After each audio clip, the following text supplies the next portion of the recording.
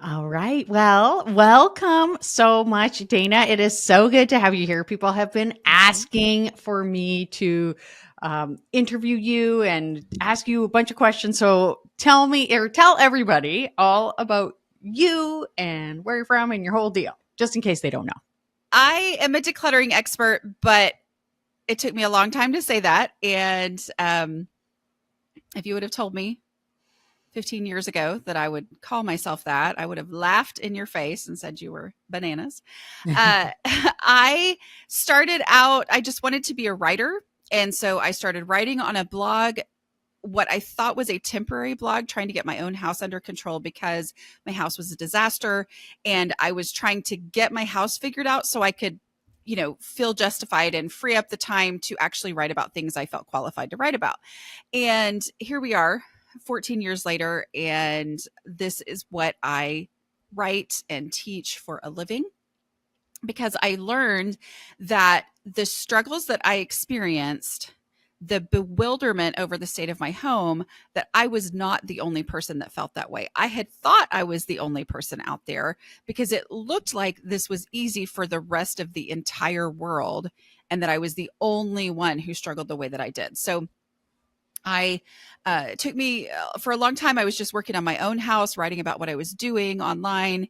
And people were asking, can you teach us what to do? And I would say, why would you want to learn from me? That doesn't make any sense. And so I didn't teach for a long time until I realized, oh, I can't tell anybody how to have a perfect house. Like that is not what I do, but I can tell you how to go from completely overwhelmed and bewildered to, oh, that's how you do this. Like anyway, so that's basically what I do for a living. I have a podcast, YouTube, all that kind of stuff.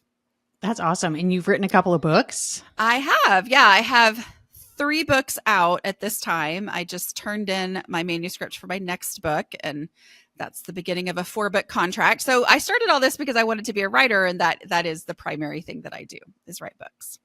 I love that. And I like you can always tell what somebody likes most when they say that. Like that is the primary thing I do because I Yes. know you do YouTube and the podcast. Like your podcast, I think I just saw you had over 300 or 400. Like so many Yes. episodes. Yes, I think Yeah. I'm at 408 this week, which is Yeah. 10 years. I've been doing it for more than 10 years.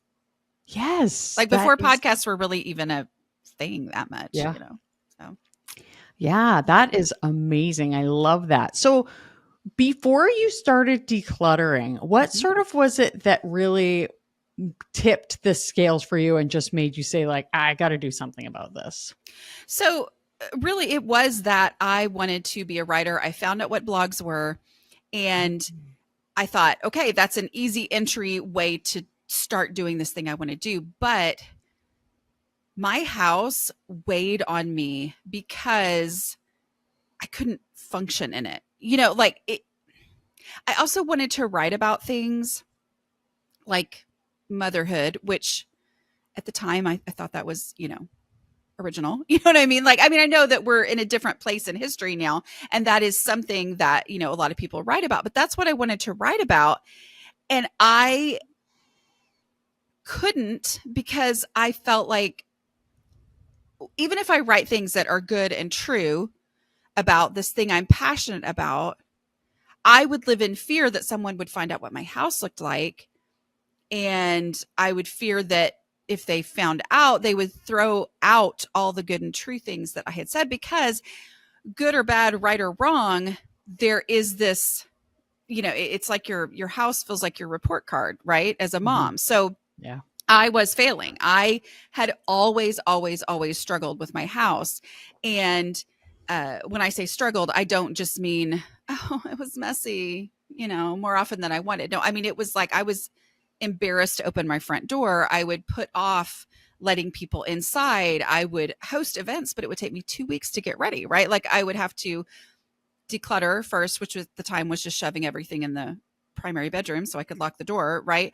And then I would spend the second week cleaning because there had been stuff everywhere and I hadn't been able to clean, so it was a real challenge. I actually always assumed that I needed to get organized because that's what we think, right? You look around at the mess and you think, oh, I've got to get organized. I thought I was giving up, by saying, I'm just going to declutter first. That's how bad this is. I'm going to have to just not even worry about getting organized. I'm just going to declutter. But when I did that, that's when my house started to change. And so it was that rock bottom of, I don't even know what to do. That's how bad it is. I can't even do this. I'm just going to start getting rid of stuff. And that ultimately is the thing that achieved what I had always wanted when I was thinking I needed to get organized. Oh my gosh, I love that. And it's funny you say about getting ready for events, because that's what we used to do. And I think that it's things like that that actually make the problem so much worse, because you take these things, and I would say almost, 1 out of 20 things are something you actually use. You throw it in a drawer or a box or whatever and just shove it around your house, and then it never gets dealt with. And Exactly. you now have clutter randomly in all over different places of the house. You explained that so well. Wow. Yeah. Clutter, it's just, once you take care of that, it's so much easier to take care of your house. Right. And I didn't understand why it was so hard. I also didn't understand what other people were doing. And like, the phrase people use of, well, a place for everything and everything in its place. That is true, but it was so irritating to me when someone would say that, like, well, that's the simple solution, a place for everything and everything in its place. And I was like, but I have all this stuff that doesn't have a place. And like, Yeah. I put things away that I know where they go, and then everything's full and I still have all this other stuff. And I wasn't registering that the problem was too much stuff. That was actually my problem. Yeah.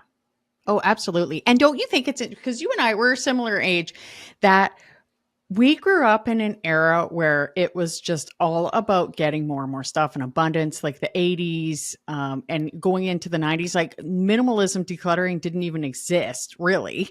It was always about organizing, right? Well, I was telling my daughter the other day, I said something about, I remember my first year of teaching, and teaching in the US. And I was, we were having a conversation at lunch as the teachers, and somebody said, did you know that Sonic takes credit cards now?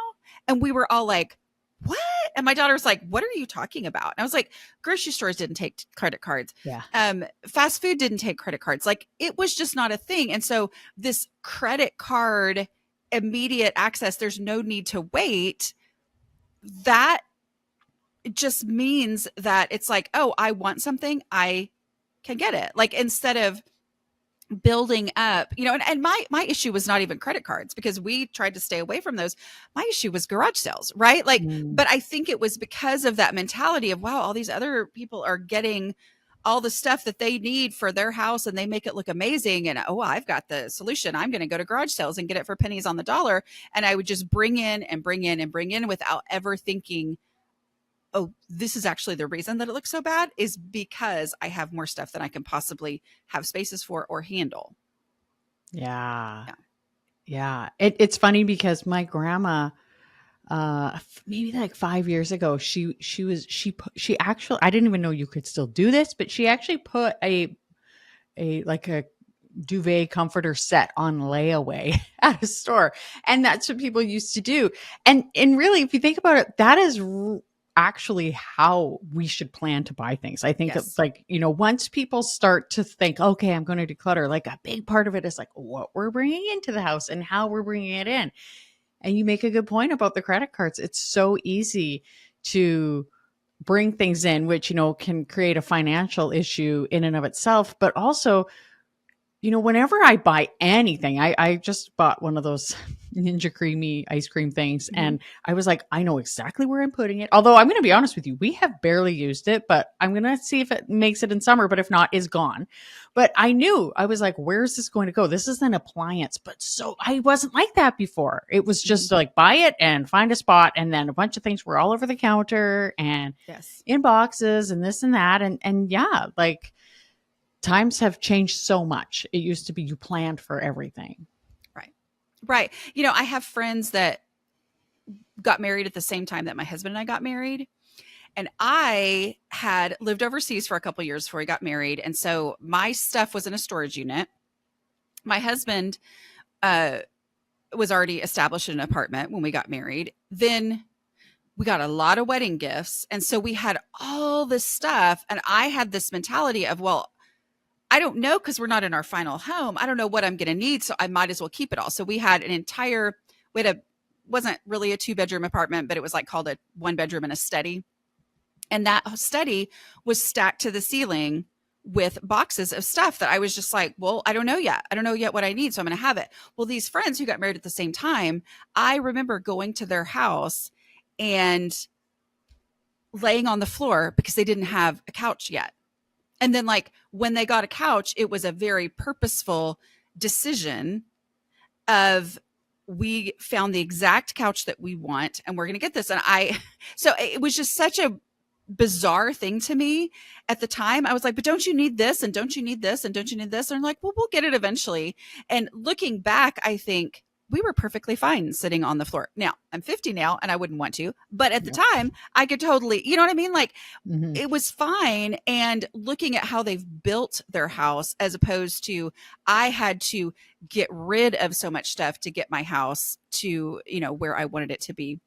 And just the burden that was, it's such a different mentality. And I admire their way of going about that.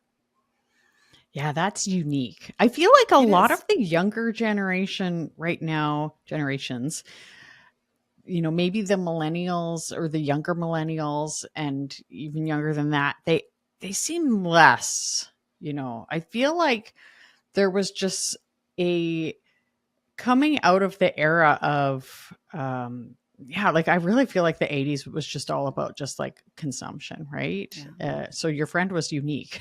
Yeah, no, it was very strange to me, but I admire it so much looking at how it all played out. Like that was the way to go.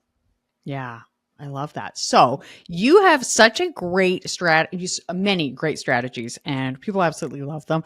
And so what is the key to decluttering without making a bigger mess? Because this is so often people will, and I think that this is what throws a lot of people off, is they say, I'm going to declutter. And then it just becomes so much worse. And then that just puts them off of wanting to declutter in the first place. Right. And people accept it as fact, right? Like they say, oh, well, it has to get worse before it gets better. And I thought that too, because I thought that the way to declutter was what most people tell you to do, which is to pull everything out of the space and then only put back what you want. Well, I would pull everything out of the space and think, wow, that looks amazing, completely empty. And then I would turn around and there were the piles of things on the counter or on the floor or in the hallway. And I would just shut down because it was so overwhelming. Or I would put back what I wanted in that space. And then I would think, well, but I still have all this other stuff. Like, what do I do with that? So it just would keep me from decluttering, because I would think, okay, well, last time I tried, boy, the house was completely messed up for 3 weeks after I did that. So I don't want to do it. I don't want to declutter unless I know for sure I'm going to have enough time. So how much time do I think I'll need? Which I'd never been successful. So I never knew. Right. So I'm like, I probably need a full day for that. Okay. When am I going to have a full day to actually spend? You know what? Actually, I probably need a whole weekend. I need to send the kids off to my mom's house. You know what? Actually, I should probably wait for Christmas break, and that whole week there, I'm going to really, really, well, guess what I didn't want to do over Christmas break. Right. And so I just kept putting it off and putting it off. Meanwhile, it grew more overwhelming, and then I would estimate even more time. So then it just was this never ending cycle. So because my house was so bad and every space was overwhelming, I had to come up with a way to make progress and only progress. And so that's where my no mess decluttering process, that's where that was born. Right. Is I'm like, so what I do, basically the boiled down version of it is one item at a time, final decision by final decision, and acting on that final decision. Mm-hmm. Okay. And we count progress as success as opposed to finishing as success. Right. And when I shifted into saying I can spend any amount of time, whether it's 5 hours or 5 minutes, or I thought I had 5 minutes and I only had 2. As long as I'm following the no mess process where I am acting on each final decision and I'm not doing anything where I set it aside for later or put it in a box for later or make a pile, as long as I'm only following this progress and only progress method, I don't have to know how much time I have, which means I can get started, or I can do a little here and there and make real actual progress. And that's when my house started to change, right? Instead of just having this big future picture of what I want it to look like, I was like, what can I do right now that will make an actual impact that's not backtrackable, that's not just going to fall back into what Yeah. it was before. Oh my gosh. I love that. So and I like that it's like a final decision. Mm-hmm. Like so often. And I feel like this is where a lot of people get stuck.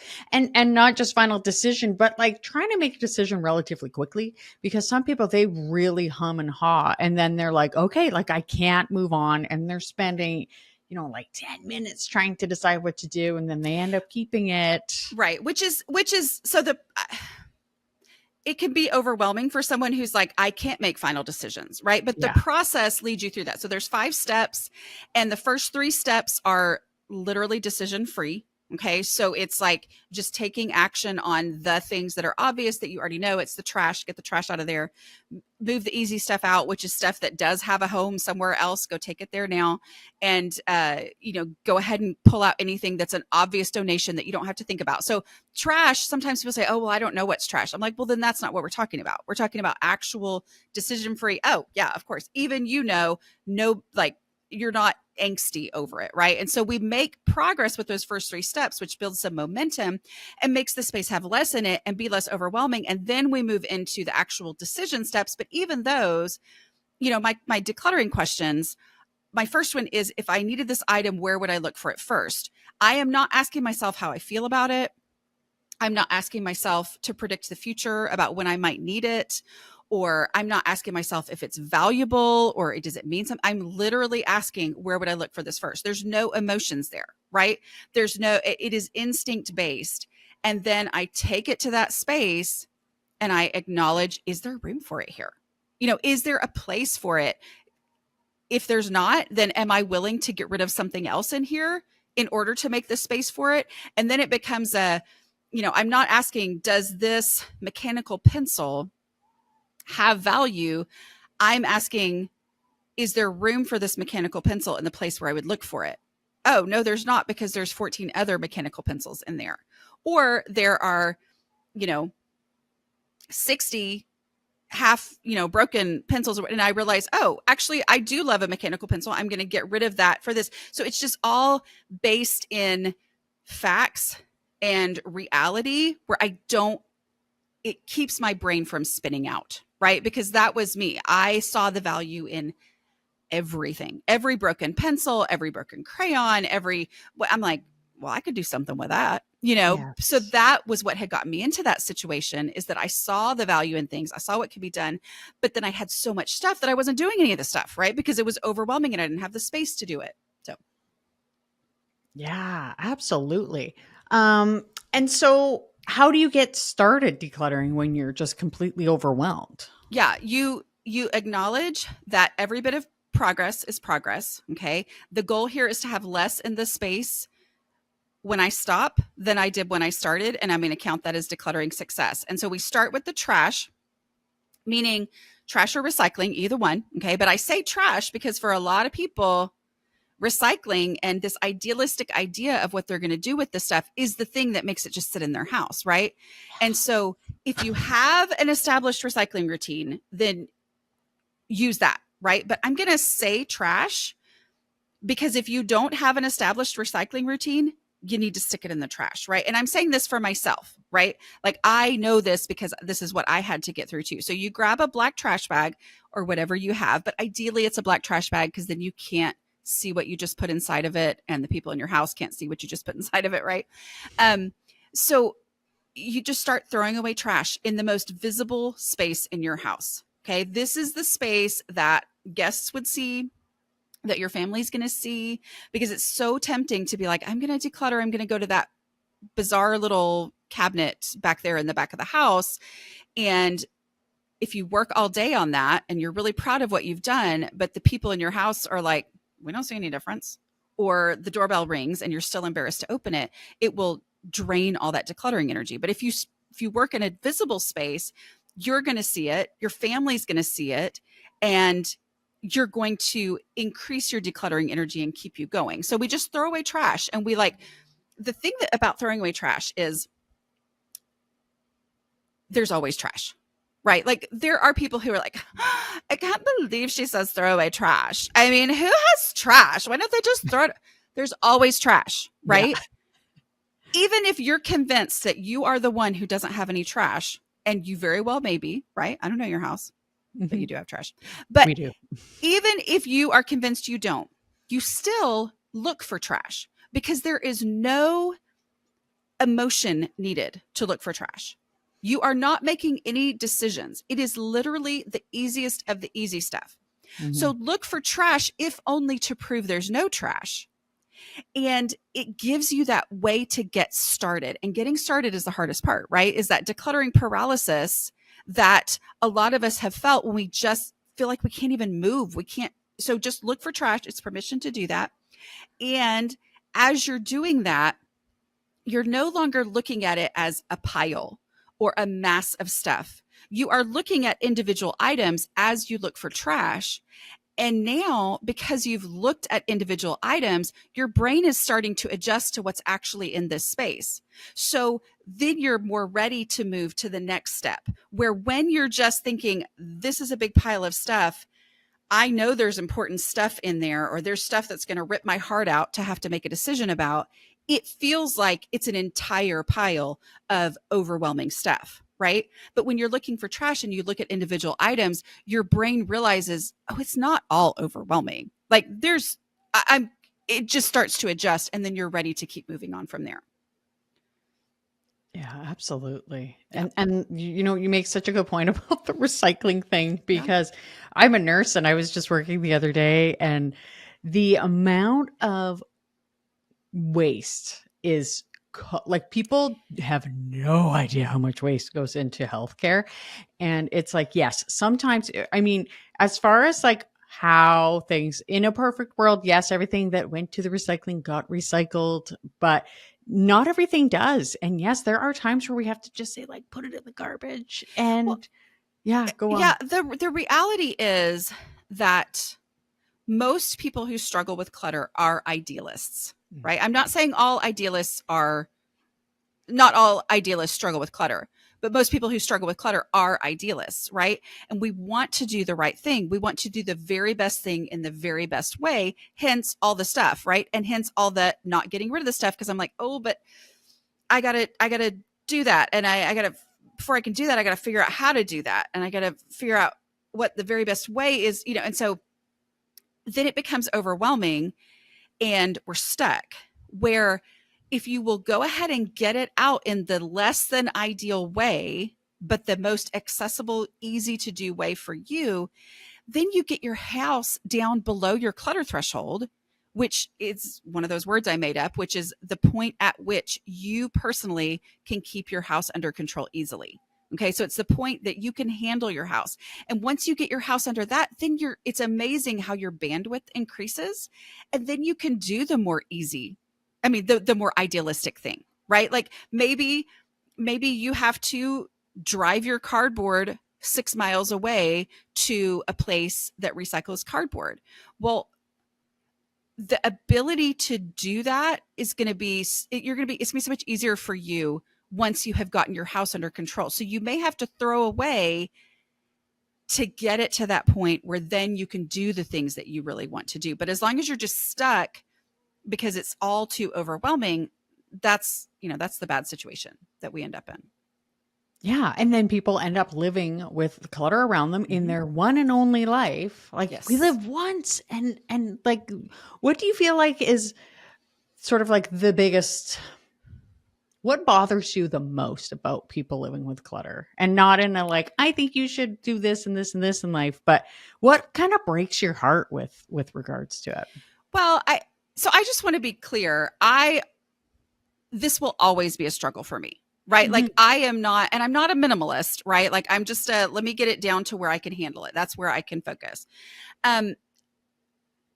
So I'll just tell you, like, it's not what other people think. Like a lot of times we're like, I don't know how someone lives like that, or I don't know how someone can do that, because, like, oh, well, you have to get your space cleared out to be able to think. And I'm like, actually, the problem is that a lot of us who struggle with clutter, it's because we totally can think in the midst of it, right? Like we don't have to do that first to be able to zero in. So we generally have superpowers to be able to hyper focus on something, which is what lets everything, get away.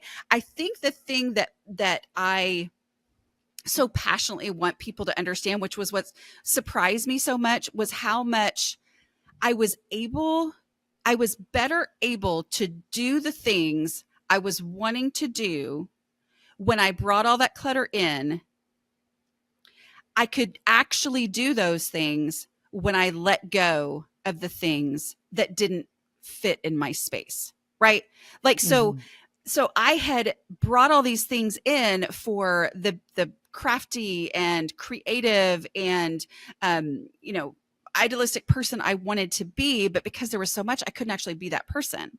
And so it was like the letting go of the majority of that stuff, not all of it, but letting go of so much of it to where it only fit in the actual space that I really truly had in my home available, giving priority space to actually being able to do the thing, like, open table, space around it to where I could do these things. Then I actually was able to become the person who I was envisioning becoming as I brought those things in. So it's this, it's that catch-22, right? Like you're bringing the stuff in for who you want to be, but then it ends up keeping you from being the person you want to be. Yeah, I think that, and you make such a good point, because I speak to a lot of people who have ADHD. In our house, 4 out of 5 of us have it. Yep. And yeah, like we can function fine with clutter, but then it's that point where you turn around and you're like, oh, and as the mom and the wife or whatever, I can't help but be more affected by it. And then I feel bad about myself. And yeah, like you make such a good point, like the idealistic, like, oh, I've got these craft supplies and I'm going to start doing macrame and I got all this. And it's just like, like this is holding me back. So what can go so that I have space to even do that? Because like, sure, like do that, but you need to make space for that. Right. Exactly. Yeah, I love that. So I had a few questions from my community come in for you, and a big one, and this one is near and dear to my heart because I have 3 teenage boys, although one is off at college, but he's coming back in a couple months. And my husband and I are like, oh my gosh, because he's the messy one. He's the mess, like really messy. He's probably also the most fun one. I'm just saying. Yeah, you know what? Yeah. You might be right. I am. Right. So what are your tips for navigating teen bedrooms? So this person says like they're not full on adults, right? But they're not little kids anymore. When they're little kids, I find it was so much easier. So this person says like, I'm not cleaning their room, but I want to help them keep a clean space. And also like, what's with the smells? It's just reality. I mean, like, kiss those baby toes while they're baby toes, because once they're hairy, no. I just want to be clear. I don't give parenting advice. Like I have, young adult and teenage kids. And so I know better than to give parenting advice. Right. Totally. What's that there's that meme that says, as soon as I say my kid would never, here he comes nevering like he's nevered before. It's like, yeah, I know, it's my favorite. So I don't give parenting advice, but the reality is that every individual has a clutter threshold. And we mentioned that before. It's the point at which you personally can keep your space under control, right? And if a space is hard to keep under control, it has too much stuff. That is just the fact. And I had to realize this was a big part of my own realization, was that my mother has a very high clutter threshold. And the clutter threshold is not your preference for amount of stuff. It's what you can keep under control, right? So she could have a lot of stuff and keep everything neatly put away. She could, know that the thing that she needed was at the back of the cabinet and move 15 things, get the thing that she needed and move the 15 things back. And that's her personality. That's how she functions. I grew up thinking I needed to have all this stuff, but I didn't have a high clutter threshold. I have a very low clutter threshold, meaning I can't handle that stuff. As much as I wish I could have it, as much as I want it, I can't handle it. And so the only way for me to have a space that's under control and that stays under control is to have less stuff. So acknowledging that their space, if it's consistently out of control, clutter is the issue. And they maybe don't care, maybe don't want your help, whatever, but going in with the 5-step process. So I have my 5-step process. Are you okay if I give my how Please to get the do. printable? Okay. Yes. So you can go to aslobcomesclean.com/5, FIVE. And with my newsletter, it's free newsletter, you can get the 5-step process printed out. It's also in Decluttering at the Speed of Life, my book too. And I have lots of videos and all that. It's everywhere on the internet. But going through that process, I often recommend you have the actual printed paper in front of you, because that makes it, I'm not saying this lady on the internet said this, like it's the process, right? There's something about knowing there's a process, and the process works extremely well with other people because there are no emotions in it. And we're not assessing the value of items. He says it's important and you say that's dumb, or we don't do that. We literally go with the reality of the situation, and you say, okay, let's look for trash, and bite your tongue when he says, okay, this is trash. And then you're like, that's trash. Like, oh my word, how do you not see that's trash? We're not going to do that. We say, okay, let's move to the next step. So you don't see any other trash in here. Okay. All right, let's move to the next step, because you're also gaining some trust there, right? Like, you're going through this process, and then what in here is easy. And then we will get to every last thing as we maybe pick up the packaging from the socks, the sock bag. And you say, okay, he didn't see it as trash, but if you needed this packaging for socks, where would you look for it first? And then usually that will register, oh, that's trash, right? But we do this because we're respecting because they're adults now, and they've got their own ideas, right? And they're sometimes wanting those ideas to be different from your ideas, right? Like, maybe anyway, you know how it is, right? You have adult kids, so we all know, right? but so it's acknowledging that, but it's leading them through the process. And then, the last step of the process is to acknowledge the reality of the space that you have. So if we've gotten to the point where all socks are in the sock drawer, but the sock drawer is overflowing and won't even close, okay, we're not going to be like, why do you have so many socks? We never ask the question why. Like, that is not helpful, even though it's the most tempting question to ask, because we often want to know, why do you care about this stuff? Why? We're not going to ask that question, right? It's not part of the process. But we say, okay, your sock drawer doesn't close. Your sock drawer is a container. It is a limit. Okay. It is meant to serve as a boundary. And let's just get rid of your least favorite socks until the sock drawer will close. Well, there's something about that I'm not saying when's the last time you wore these, right? We're not doing that. Instead, we're just saying, okay, what's your least favorite pair? It acknowledges that they're all favorites, right? Like, I'm not having to reject an item, which tends to be very difficult for a lot of people, a lot of younger people, especially, well, all of us, right? I'm not having to reject it. I'm just saying, which one is your least favorite? Okay, that will have to go. Wish you could keep it. But the reality is that the size of the sock drawer is the size of the sock drawer, right? That's the container concept, right? So that just going through that process and, casually mentioning without judgment that our goal is to declutter this to the point where it's easy for you to maintain, where 5 minutes will get it back under control. That's the 5-minute pickup. That's the measurement for whether or not you're under your clutter threshold. You don't have to use all these terms with them, but just, as you're working. So our goal here is that we get it down to the point where, on a regular day, 5 minutes will get it back under control, okay. And just mentioning that as you go, and then it starts to help them realize, okay, well, actually, if this thing was gone, that would make it just a little easier to get it back under control quickly, so that is, but I'm also not saying it's easy, right? It's not easy. It's not fun. It's not easy, but because it's an emotion-free, judgment-free process, it works really well when you're guiding other people through that. Oh my gosh. I And then love that. and then close the door. And then close the door. Yep. Yeah. So true. Yeah, teenagers, I tell you, that is very good. I absolutely love that. I think that's really good advice for all kids ages, but especially the teenagers. Yeah. Well, and isn't that what teenagers want, is respect, right? Like, they want to be treated as having their own ideas and their own thoughts and their own all that. And so this process allows for that, while also acknowledging the realities of the space, like guiding them through accepting the reality of their space and their clutter threshold and all that. Yeah, I think that's really good. I have another one here, and I'm not sure. Okay, so it says, how can I help my kids, all of whom are neurodivergent, tackle their mess? My 9-year-old has really severe ADHD and just can't.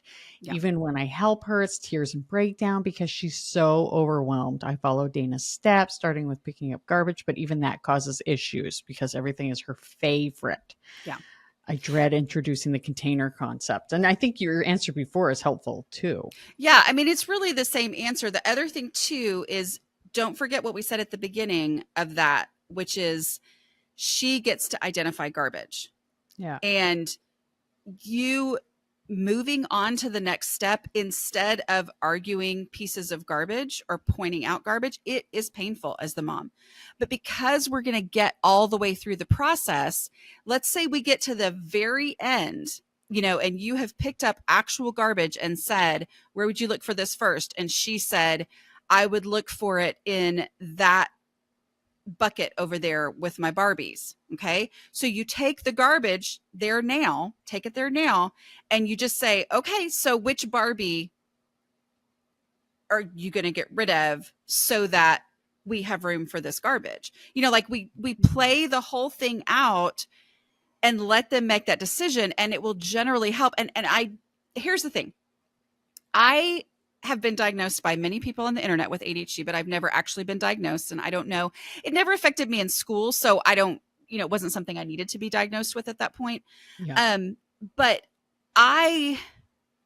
when I laid it out in Decluttering the Speed of Life and really started teaching this process, I started hearing from people saying, thank you so much for your process. It works so well for me because I have ADHD.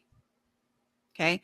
So that, and I've now worked with therapists and other experts and things. It works well for ADHD, even though it feels like it wouldn't. So like the key is take it there now, right? Like that's how we make the final decision and act on the final decision. Instead of making piles for later, we go and we take the thing there now. And it feels like, oh, but if I do that, I'll get distracted.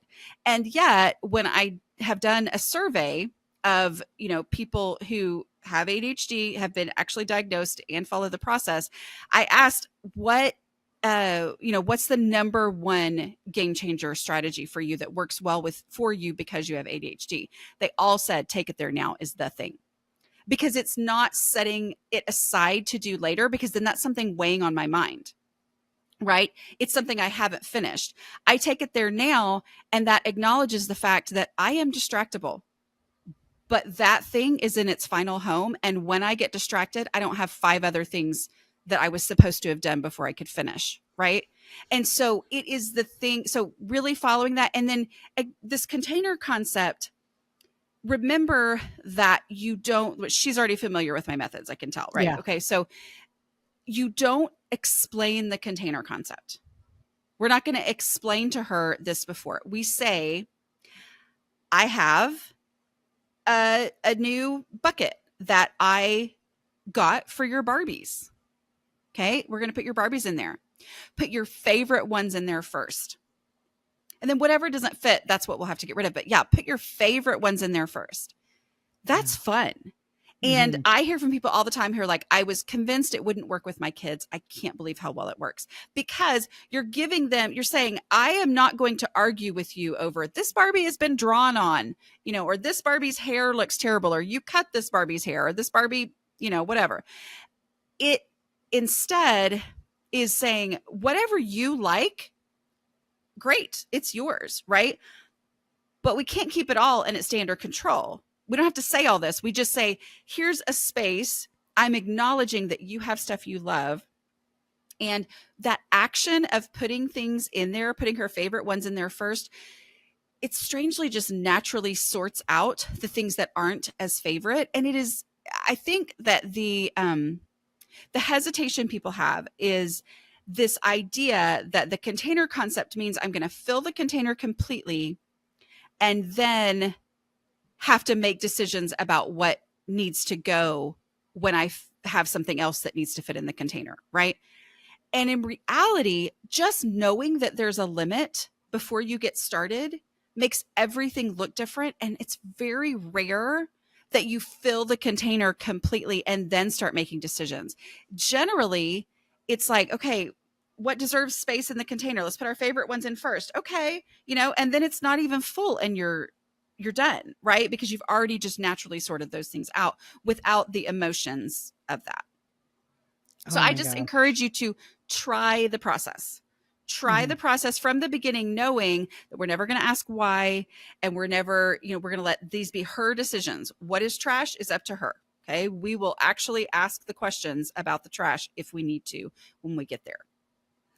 That's good. And I have a friend, she's a relationship coach, and asking why is never really helpful in anything. It's just like, no. Yeah, I train decluttering coaches, and that is my number one thing is we don't ask why. Yeah. You want to know so badly why, but it just makes people hold on to their stuff, because it's like, well, if you're asking me why, especially if I can't really verbalize why, I'm not sure why, but clearly you don't understand me. You can't help me. Yeah. Yeah. Absolutely. No, that's good. I have another person who's a teacher. I'm sure you talk to a lot of teachers too. They have so much stuff and it means so much to them, but how can they purge teacher paper files? They want to go digital. What would you say to them? So it's the same process with anything, and that is start with the trash, and that is the lowest commitment, lowest angst thing that you can do. It's decision free. So give yourself permission to take a handful of papers and say, I'm just going to look through it and look for trash. If there happens to be any trash, surely there's not, right? Mm-hmm. There's always trash. I'm going to look through it. And if there's any trash, I'm going to stick that in trash or recycling. Okay. And generally doing that, you'll realize, oh, it went from this to this, right? This is a lot less overwhelming than this. And now my brain knows what I'm dealing with, right? Where before it was just, there's a lot of paper and they're all important. So really trying to eliminate first and go through the easy stuff. Like I'm going to go back through the same stack and I'm gonna be like, is there anything that, I obviously already know what to do with this. I already have a place for it. Okay. And then I deal with that going through. It could go from this to this, right? So it just makes it a little bit less, so that by the time you're doing the thing of, I'm going to digitize these papers, I'm going to scan them, whatever, you're not just saying, I'm going to scan all my papers. You've gotten it down to what it actually needs to be. And it's a lot less overwhelming than it was before. And then you start through the process of scanning. And starting through the process of scanning will often make you realize, oh yeah, actually, 3/4 of the things that I initially on the first 2 passes through thought were so important, actually, I don't want to spend my time scanning those. And then it just makes it easier. Those things turn into obvious trash, but so many times it's this dauntingness of, okay, I'm going to scan. But if you will take, go through it for trash, go through it for easy stuff, and then go through it and say, okay, I'm going to take this stack of 10 pieces of paper and I'm going to start on the scanning process. That experience will really help you get rid of even more. Oh yeah, I like that part. You point that out. I'm like, yeah. I mean, I don't really scan much, but that would be enough for me. Right. Yeah. Yeah, that's good. Okay, so another thing is for people who have the health challenges and energy issues. What advice would you have for them for how to tackle it? Because they're worried that going slowly at the pace they feel like going is going to just take years. Uh, that is, again, the beauty of the no mess method, right? Is that you can go slowly and make real, actual progress. We're not going slowly as in we're pulling everything out and then I have to live for 3 months while I do a little bit, a little bit. No, I'm dealing with one item at a time, and I'm really doing that. And the beauty of the take it there now, the beauty of the no mess process is you can stop at any time and you will have only made progress. You can stop because your energy just left you. You can stop because you just want to.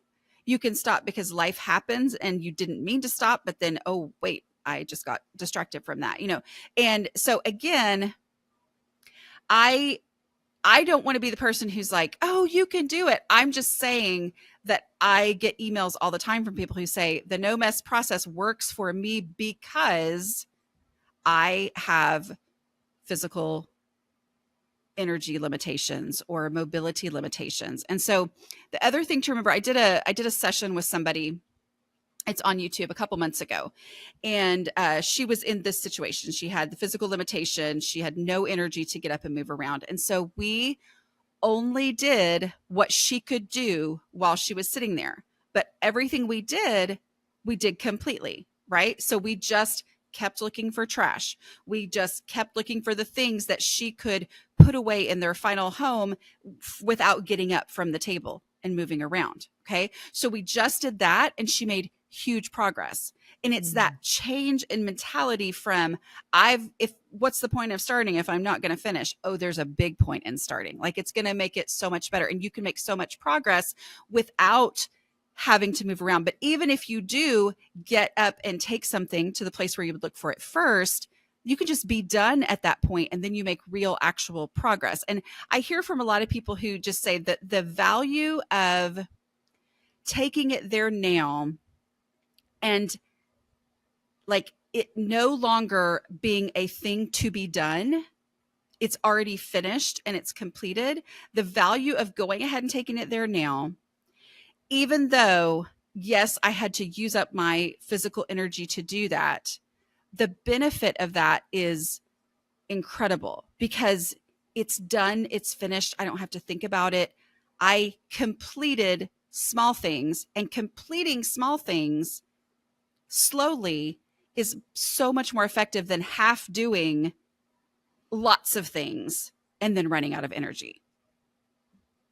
Oh my gosh, absolutely. Well, this has been so great, Dana. Okay, so you have so many amazing things to offer. Where can people find you? So my website is called aslobcomesclean.com. Yeah. Remember, it was anonymous in the beginning. Did I say that before? No. Yeah. Was it? Yeah, it was totally anonymous for several years because it was my embarrassing secret. And I didn't intend for Right. this to be the thing I was going to talk about. I get But it. yeah, so it's aslobcomesclean.com and you can get my books there. They're available wherever books are sold. You can also just Google Dana K. White. Don't put Dana White because that's the guy who runs the Ultimate Fighting Championship. Oh. Yes. But if you put the K in there, you will find me, wherever you like to get books, Audible, Amazon, Barnes & Noble, local bookstore, all those places. So. Oh my gosh. Well, thank you Thank you. so much for being here. Thank you. And looking forward to chatting again soon.